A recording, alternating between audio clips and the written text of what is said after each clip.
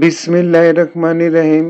অন্যরকম বিদ্যাপীঠের পক্ষ থেকে সকলকে শুভেচ্ছা ও স্বাগতম জানিয়ে এই ভিডিওটি শুরু করতে যাচ্ছি।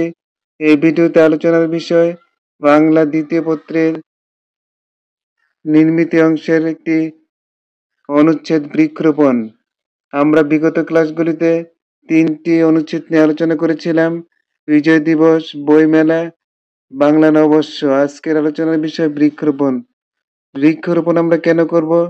বৃক্ষ প্রাকৃতিক ভারসাম্যকে রক্ষা করে, আমাদের জীবনকে বাঁচিয়ে তোলে।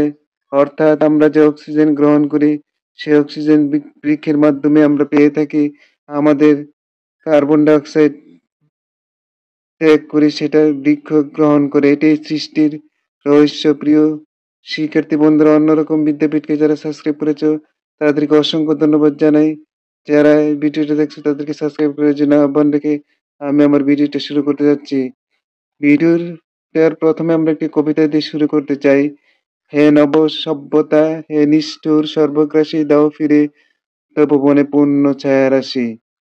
এখানে কবি বলতে চেয়েছেন, নব সভ্যতা নিষ্ঠুর সর্বগ্রাসী হয়ে উঠেছে, বৃক্ষরোপণকে রোপণ না করে ধ্বংসের দিকে ধাবিত হচ্ছে। প্রাকৃতিক ভারসাম্য রক্ষা করা অনেক কঠিন হয়ে পড়েছে। এই কথাটার ইঙ্গিতে এই লাইনগুলিতে বলা হয়েছে, হে নবসভ্যতা, হে নিষ্ঠুর সর্বগ্রাসী, দাও ফিরে তবু বনে পূর্ণ ছায়া রাশি। অর্থাৎ বনের মধ্যে যে ছায়া শীতল সুনিবিড় পরিবেশ থাকে, সেই পরিবেশটা ফিরে দেওয়ার জন্য কবি এখানে আকুল আবেদন করেছে। আমরা কিভাবে এটা লিখেছি একটু একটু লক্ষ্য করি। প্রিয় শিক্ষার্থী বন্ধুরা, প্রাকৃতিক ভারসাম্য রক্ষা করতে ও বেঁচে থাকার তাগিদে বৃক্ষরোপণ করার বিকল্প নেই। অথচ আমরা বৃক্ষরোপণের পরিবর্তে নির্বিচারে বৃক্ষ কেটে ধ্বংস করছি প্রাকৃতিক বন।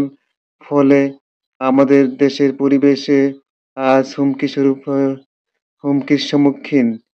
এই অবস্থা থেকে রক্ষা পেতে হলে অধিক হারে বৃক্ষরোপণ করতে হবে।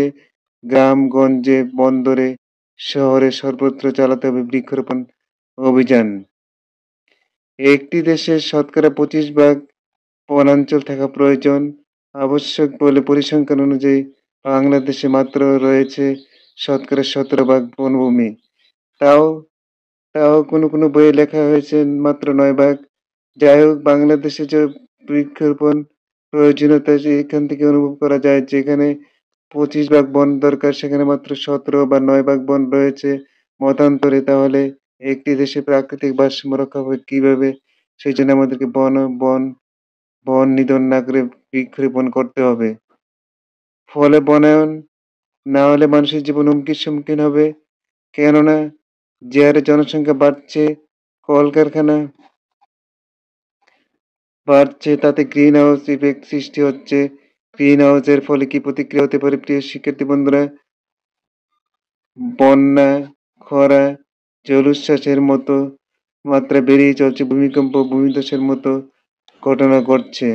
আমরা জানি চট্টগ্রামে বিগত কয়েক বছর ধরে পাহাড় ধসের ঘটনা ঘটছে। সিলেটে পাহাড় ধসের ঘটনা ঘটছে, বন্যা হচ্ছে, অকাল অকাল খরা হচ্ছে। এগুলি বৃক্ষ নিধনের ফল। পরিবেশ বিজ্ঞানীরা জানিয়েছেন যে এভাবে চলতে থাকলে উষ্ণতা বৃদ্ধির ফলে ভূপৃষ্ঠের পানি উচ্চতা বেড়ে যাবে।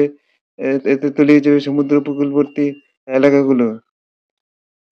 একটি পরিসংখ্যান থেকে বলা যায়, যদি সমুদ্রের পানির পৃষ্ঠতা 2 ফুট বেড়ে যায়, তাহলে বাংলাদেশের 10 ভাগের 1 ভাগ অংশ বা বঙ্গোপসাগরের তলদেশে তলিয়ে যাবে। এটা একটা অকল্পনীয় বিষয় বলে আমাদের মনে হলেও এটি বাস্তব হওয়ার সম্ভাবনা রয়েছে। এই ভয়াবহ বিপদের হাত থেকে প্রাকৃতিক পরিবেশকে রক্ষা করতে হলে পর্যাপ্ত বৃক্ষরোপণ করা উচিত। কেননা একমাত্র বৃক্ষরোপণের ফলে প্রাকৃতিক বিদ্যমান কার্বন ডাই অক্সাইড গ্যাসের পরিমাণ কমিয়ে আনা সম্ভব। তাই সবাইকে বৃক্ষরোপণের প্রয়োজনীয়তা সম্পর্কে অবহিত করা, বৃক্ষরোপণ অভিযান কর্মসূচি অব্যাহত রাখা জরুরি।